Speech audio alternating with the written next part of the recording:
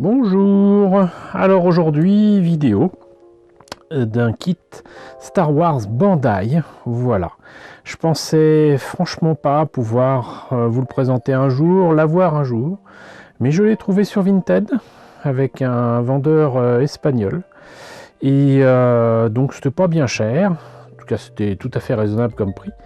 Et ce kit de 2022, hein, qui est donc tout récent, hein, parce qu'on est en 2023, donc ça date logiquement de l'année dernière, de Grogu qui reprend peu ou prou la même logique que le kit de Yoda que je vous ai présenté il y a quelques temps déjà, hein, donc si vous ne l'avez pas vu, c'est par là. Et présente Grogu, donc bébé Yoda comme certains l'appelaient au début, en deux échelles différentes, puisque c'est une gamme de figurines de Bandai où les personnages sont essentiellement au 1/12e, hein, comme le Boba Fett que je vous ai présenté il n'y a pas très longtemps par contre. Et il est non seulement au 1/12e, mais il est aussi au 1/4e. Voilà, une échelle bien plus grande qui permet d'avoir une figurine beaucoup plus sympathique. Petit aparté, je suis assez déçu de la livraison et de la façon dont ça s'est passé avec ce vendeur Vinted. J'ai reçu le paquet avec du scotch de masquage de chantier. Il était très mal emballé et bien évidemment le colis a subi des dégâts avec un transporteur qui n'a pas vraiment pris soin de ce qu'il transportait. Résultat, la boîte normalement était neuve et elle était, là je l'ai remis correctement, mais elle était complètement cabossée, enfin elle était complètement écrasée surtout, et heureusement bon à l'intérieur rien de cassé, mais voilà, très décevant parce qu'on achète quelque chose de neuf, c'est pas pour le recevoir écrasé à coups de pied ou à coups de poing, je ne sais pas.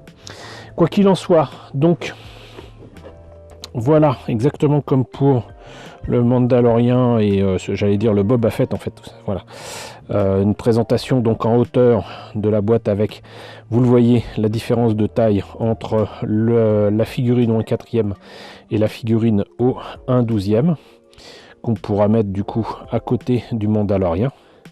Je peux pas vous donner le prix japonais, mais bon, on trouvera peut-être l'information, je verrai si je vous mets ça.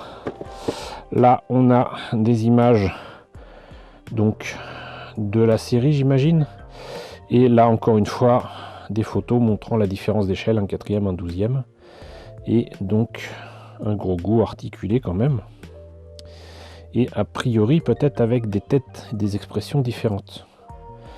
Voilà. Et pour la petite version 1/12e, il a, on va appeler ça son berceau, mais tout cela m'a l'air bien sympathique et j'ai quand même hâte de vous présenter ce qu'il y a à l'intérieur de la boîte. Alors, on va commencer par la notice, donc très belle notice hein, en couleur. Hop, ça doit toujours être aussi difficile à ouvrir, donc par contre si, j'arrive quand même à vous montrer l'intérieur de cette notice avec les pièces en présence. On devine qu'il y a quand même quelques grappes à la Bandai avec des couleurs. On voit quand même que il n'y a pas tant de pièces que ça. Là, j'ai cru voir non pas une planche de décalco, mais c'est écrit stickers, donc c'est des autocollants. C'est assez décevant. Mais bon. Cela dit, les autocollants de Bandai sont quand même assez astucieusement réalisés. C'est toujours aussi difficile de comprendre comment ça s'ouvre ce machin. Donc là, qu'est-ce qu'ils font? Étape 1, apparemment, c'est pour réaliser les différentes têtes. Je pense pas me tromper en disant qu'en fait, l'arrière de la tête est la même. Il y a même des yeux qui sont faits avec des globes oculaires qui sont transparents. C'est complètement fou. Et des iris qui sont certainement déjà faits. Et on change l'expression du visage en changeant le visage. Et on peut rajouter donc cette pauvre grenouille qui lui sert de déjeuner. Là, donc, par contre, visiblement, il y a deux positions pour les oreilles. Un petit peu levées, un petit peu rabaissées. Et ensuite on attaque sa tunique, sa robe, je sais pas comment on peut appeler ça, avec des articulations pour les bras qui me rappellent un petit peu le gros goût que je vous avais présenté, un jouet que j'avais acheté il y a facilement 2 ou 3 ans. Et là on continue avec quand même des détails bienvenus que sont donc les pieds. Et on met la tête, les bras, et on est bon. Voilà. On verra ce que ça donne. Sinon pour le petit gros goût ou un 12e, on commence par le corps, ensuite la collerette, les bras, la tête. Cette fois-ci par contre il n'y a qu'une seule expression, une seule pose pour les oreilles. On peut le mettre donc dans son espèce de berceau, qui ressemble d'ailleurs à un œuf.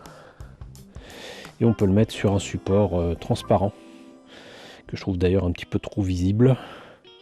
Et on peut lui mettre donc cette, comment dirais-je, protection qu'il active de temps en temps dans la série, The Mandalorian.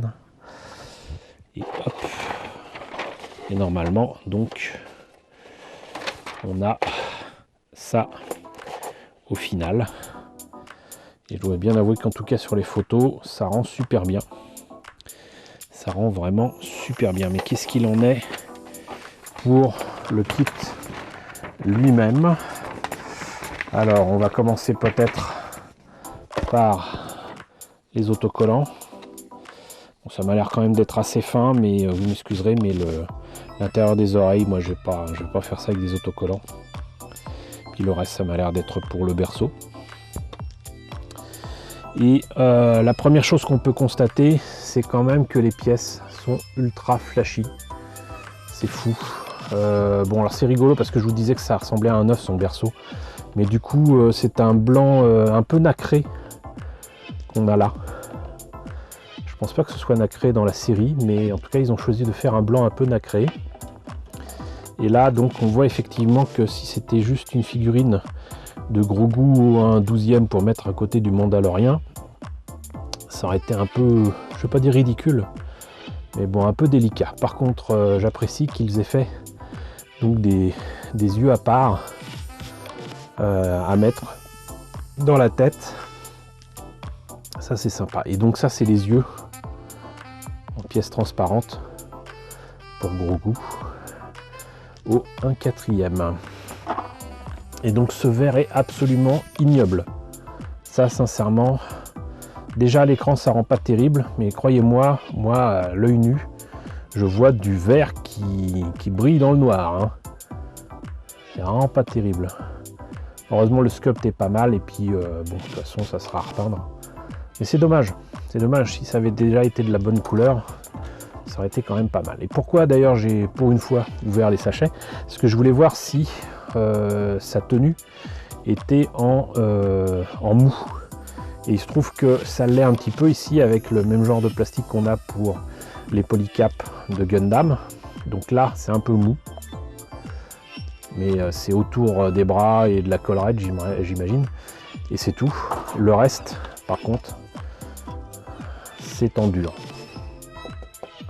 Il y a tous les détails qu'il faut, et ça m'a l'air vraiment bien sympa. Voilà, donc bah écoutez, on a fait le tour de cette boîte de gros goût au 1/4 et au 1/12. J'espère que cette présentation vous a intéressé. N'hésitez pas à me dire ce qu'il en est dans la section commentaires. N'hésitez pas à liker, c'est très important. N'hésitez pas à partager, c'est encore plus important. N'hésitez pas à vous abonner si ce n'est pas déjà le cas. Coucou aux nombreux abonnés qui nous ont rejoints ces derniers temps. Bienvenue ici. Coucou aux grands anciens qui me suivent depuis 7 ans. Merci à tous de votre fidélité. Merci à tous de votre soutien sur Tipeee et sur Paypal.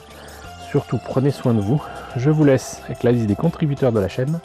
Et je vous dis à très bientôt pour la présentation, je l'espère, de notre kit Star Wars.